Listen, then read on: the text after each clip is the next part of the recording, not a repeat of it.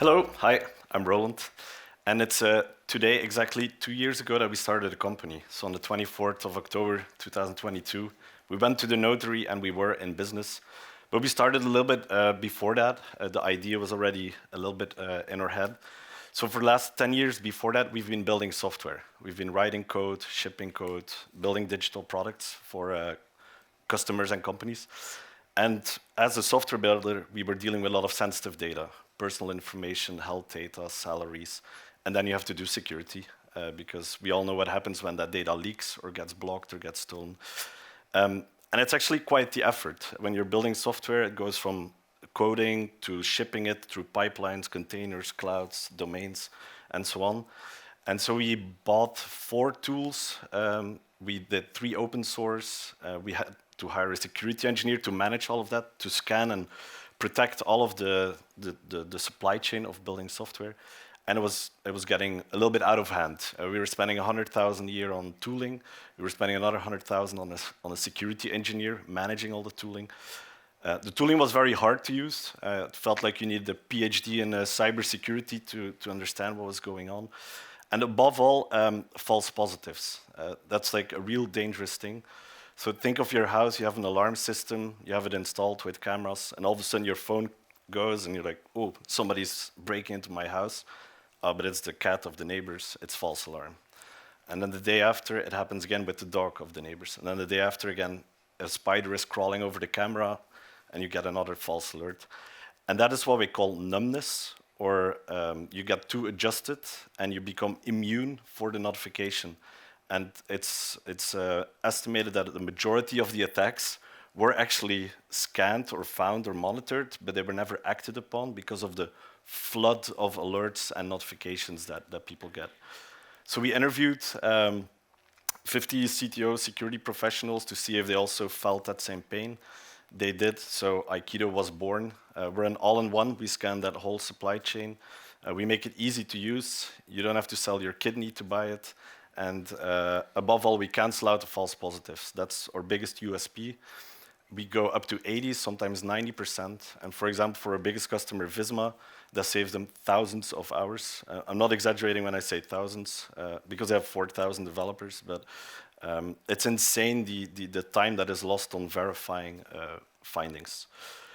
Not only Visma, FX is a customer, Donna is a customer, where Text is using our free version, Bullswap is using our free version. We have Dockel as a customer, we have Henchman as a customer, but now more and more traditional businesses as well that are writing software, so City of Ghent, Stad Aalst, ECS Container Shipment Company, and 600 other ones.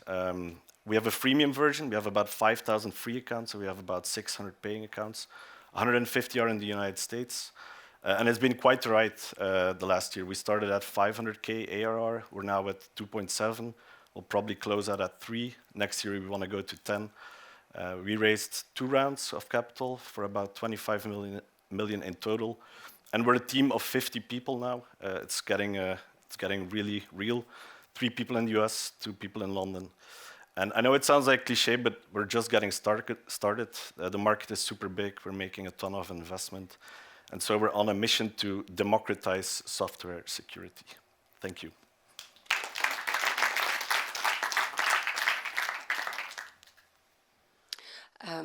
Thank you.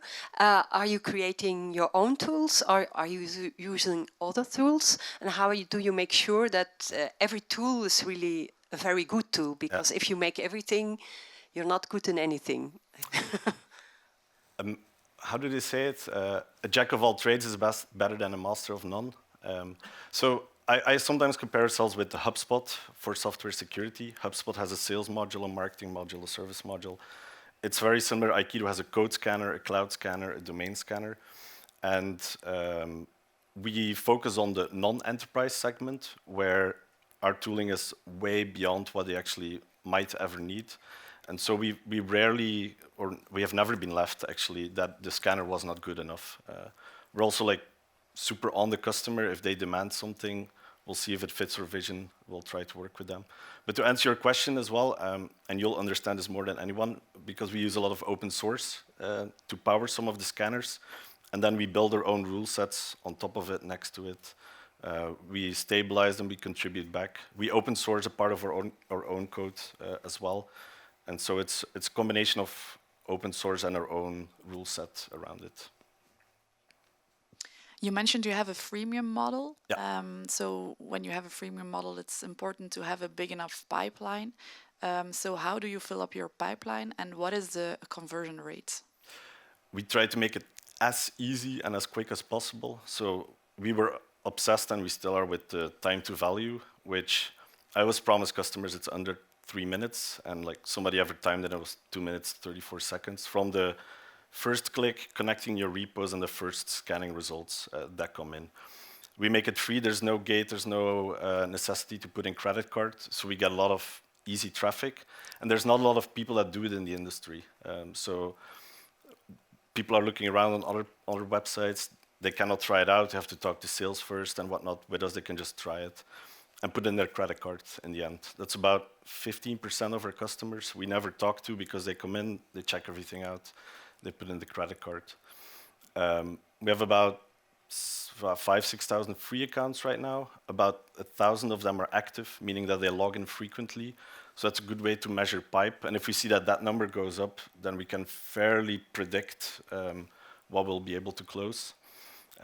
We have a self-service layer, a sales-assisted layer, where they do one meeting or want to do one demo or one Q&A session, and then we have the sales-led motion.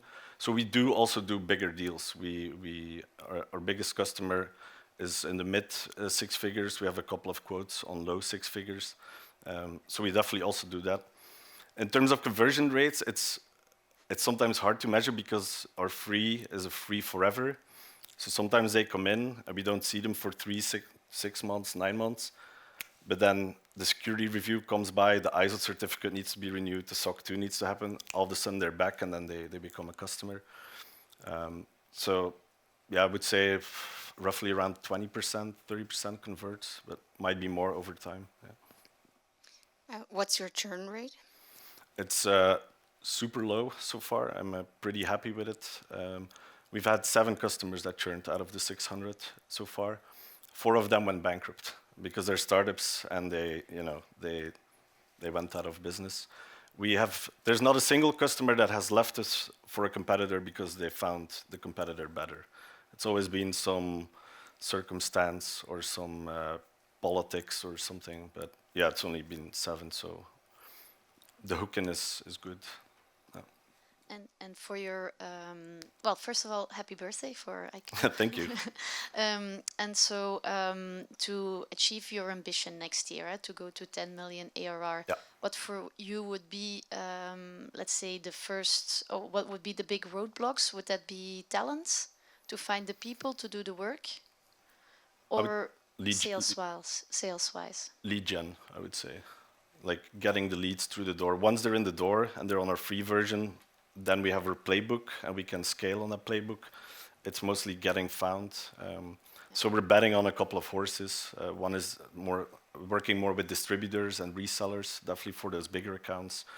We're upping the marketing spend every month. We're spending 75K now per month on marketing, on ads, on marketplaces, on events. And like we're just getting started on many of those initiatives.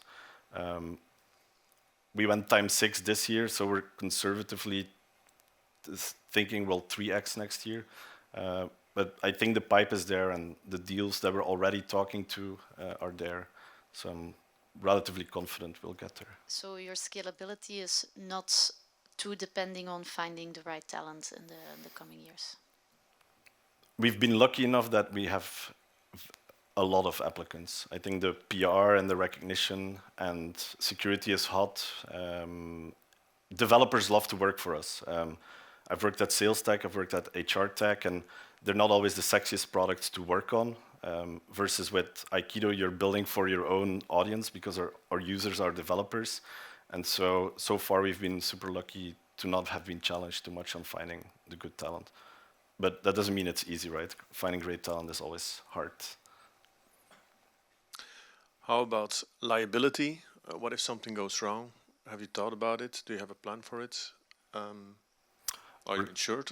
Yeah, or yes, we are, and we are revisiting right now because as we're going in those bigger enterprise deals, they start asking more of those types of questions, and so we are revisiting our cyber insurance.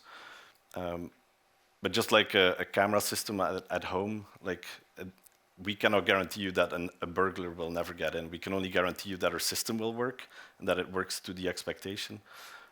So far, it has not happened that a breach took place that Aikido should have had. And I think our customers are well aware of it. We do not sell to them a full guarantee that nothing will ever happen. We sell to them a DAST scanner, a SAST scanner. We can show that it benchmarks with the best in the competition. We can show that it finds all the things that they would expect it to find. So they rigorously test before and then, yeah. One of the things we do, which we're quite proud of, is we have our own database as well. We have an LLM that crawls the internet. So for open source dependency vulnerabilities, which is open source that you use, half of them, or half of all of them that are vulnerable, half of them never get reported. And so we found 330 of them. So we try to extend our own, like the public databases with our own private one. Maybe also a question regarding your product. Are there still some key features missing? We have an area where we sell super well, and that's the shift left, the open source dependencies, the static code. We're investing in cloud, and we're now very heavily investing in auto fixing. We were able to convince somebody from not starting his company. He was going to start a company in auto fixing vulnerabilities with an LLM that writes code to fix the security issue. We were going to invest in his company, but then as we started exploring, we sit on so much data of all the vulnerabilities. That person didn't have any data, and we convinced him to not start his company and come and work for us.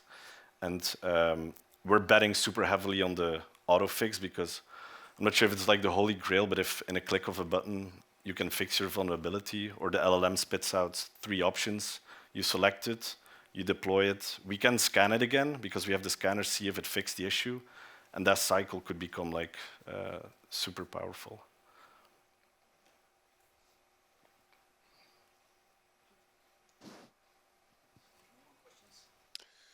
No more questions.